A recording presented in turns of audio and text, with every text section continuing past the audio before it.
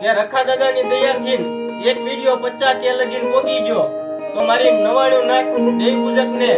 નમ્ર વિનંતી છે આ નવો વિડિયો બનાવી છે એનકીને વધારે વાયરલ કરવાનો છે મારી 99 નાક દેવી પૂજક નો રખા દાદો છે તો તમારે સપોર્ટ કરવાનો છે મારી 99 નાક દેવી પૂજક બોલે રખા દાદાને એ દાદા તમારી ભક્તિમાં